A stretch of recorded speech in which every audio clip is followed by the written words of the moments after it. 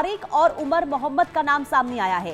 तारिक को धमाके वाली कार बेची गई थी, ये जानकारी सामने आ रही है। तारिक और उमर जम्मू कश्मीर के रहने वाले हैं। तो तारिक और उमर मोहम्मद जिनके नाम अब सामने आ रहे हैं, और तारिक को धमाके वाली कार बेची गई थी और ये दोनों ही जम्मू कश्मीर के रहने वाले हैं। यानी कि धीरे धीरे देखिए अब कैसे कनेक्शन निकलकर सामने आ रहे हैं। और जो जांच हुई है उसमें अब तक दो नाम सामने आए हैं, तारिक और उमर मोहम्मद, और ये दोनों ही जम्मू कश्मीर के रहने वाले हैं। और अब देखिए धीरे धीरे तमाम चीजें, देखिए तस्वीर भी हम आपको दिखा रहे हैं, ये तारिक की तस्वीर सामने आई है। और ये बताया जा रहा है कि जो तारिक है वो जम्मू कश्मीर का रहने वाला है और जो गाड़ी थी इसी की थी, यानी कि इसे ही बेची गई थी गाड़ी। और ऐसे में अब पुलिस जो है इस तक पहुंचने की कोशिश करेगी, और क्योंकि अगर पुलिस यहां तक पहुंचती है तो इससे भी तमाम चीजें वो निकलकर सामने आएंगी। यानी कि जब कड़ी दर कड़ी जोड़ी जाएगी तो धमाका आखिर क्या वजह इसका रहा है, तमाम चीजें निकलकर सामने आएगी। मनोहर हमारे साथ बने हुए हैं। मनोहर, अब धीरे धीरे देखिए तमाम चीजें जो है वो जांच के बाद सामने आ रही है। तारिक और उमर, ये दो नाम सामने आए हैं और ये दोनों जो ही जम्मू कश्मीर के रहने वाले हैं। तो यानी कि जम्मू कश्मीर से अब देखिए इस धमाके का कनेक्शन निकलकर सामने आ रहा है। मनोहर,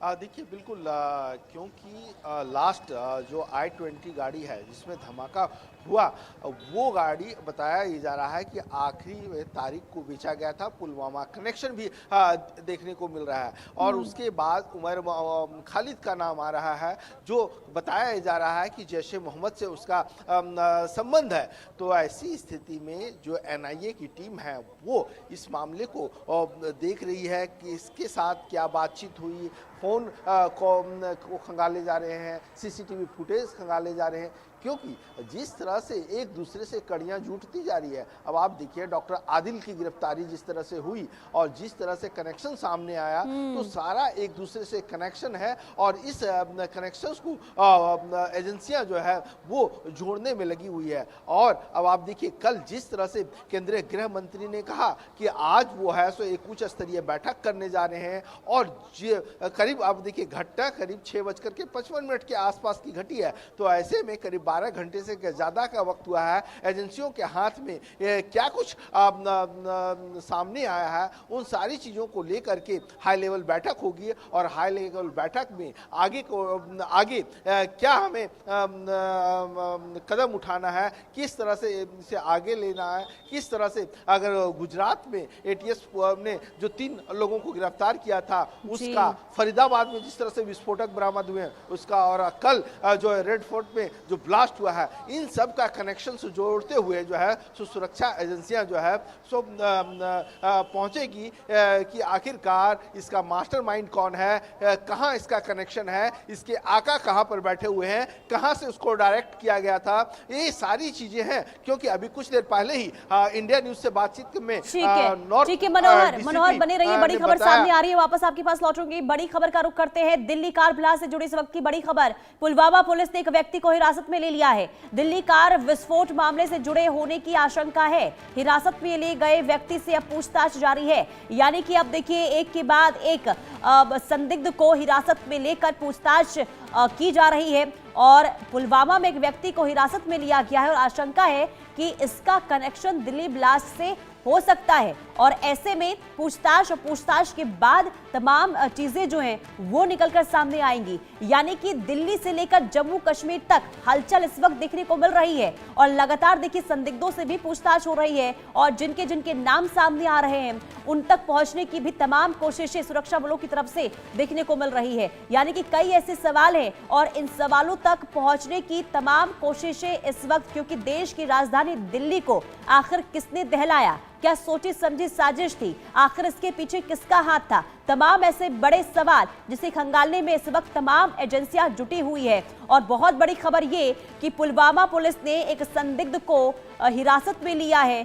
पूछताछ उससे जारी है। अब देखना यह होगा कि पूछताछ में आखिर ये व्यक्ति क्या बताता है, क्या इसका कनेक्शन दिल्ली कार ब्लास्ट से है, तमाम ऐसे सवाल हैं। आशिक मीर हमारे संवाददाता तमाम जानकारी के साथ जुड़े हुए हैं और साथ ही साथ सबसे पहले आशिक देखिए मैं आपके पास आऊंगी क्योंकि अब जम्मू कश्मीर में भी हलचल देखने को मिल रही है। जम्मू कश्मीर में एक व्यक्ति को हिरासत में लिया गया है और इसके बाद 2 और नाम सामने आए हैं, यानी कि तारिक और उमर। इनके बारे में जानकारी दें। देखिए बिल्कुल पुनीता, जिस तरह से इस समय एजेंसीज अपना काम कर रही है और पुलवामा से 2 लोगों को जो है फिलहाल हिरासत में लिया गया है, जिनके नाम जो है सामने आए हैं। फिलहाल इनसे पूछताछ जो है की जा रही है और कल ही हमने देखा था कि किस तरह से जो डॉक्टर आदिल और मुजम्मिल है, उन्होंने किस तरह से आरडीएक्स जो है वहां तक पहुंचाया, दिल्ली के फरीदाबाद तक। तो कहीं ना कहीं जो दिल्ली में कल कार ब्लास्ट हुआ है, इसके तार भी कहीं ना कहीं आदिल और जो मुजम्मिल है उनके साथ जुड़ने लगे हैं। और जिस तरह से अब सुरक्षा एजेंसी इन चीजों को सुनिश्चित कर रहे हैं कि जो कल ब्लास्ट हुआ है तो इसमें कहीं ना कहीं इनका भी हाथ जो है शामिल ना हो, जिसके चलते अब ये सुरक्षा एजेंसी जो है तमाम से पूछताछ की जा रही है। और कहीं ना कहीं जो इस समय इन्वेस्टिगेशन चल रही है उसमें अब आने वाले दिनों में जो कुछ भी सामने आएगा उससे साफ जाहिर होगा कि किस तरह से एक कॉन्स्पिरेसी जो है वो रची गई थी। हालांकि जिस तरह से हमने कल 350 किलोग्राम आरडीएक्स दिल्ली के फरीदाबाद में देखा गया था, तो कहीं ना कहीं ये कड़ी जो है उसके साथ भी मिल सकती है जो कल दिल्ली में एक कार ब्लास्ट हुआ है। और जो तारिक और उमर है, अगर हम इनकी बात करें, जिन्होंने दिल्ली से जो है एक गाड़ी को परचेज किया था और इनके नाम पे ही ये गाड़ी जो है इस समय है, और ये गाड़ी किस तरह से फिर वापस दिल्ली पहुंच गई, ये फिलहाल एक सवालिया निशान है जो सुरक्षा एजेंसी पूछने की कोशिश कर रही है। और फिलहाल इस पर जो है इन्वेस्टिगेशन अभी चल रही है। पुनीता, ठीक है, मैं आपके पास लौटूंगी। आशिक, शाहिद अंसारी मुंबई से हमारे साथ जुड़ चुके हैं। शाहिद, देखिए दिल्ली में ब्लास्ट हुआ, इसके बाद मुंबई में भी हाई अलर्ट जारी कर दिया गया है, क्या अपडेट है वहां से?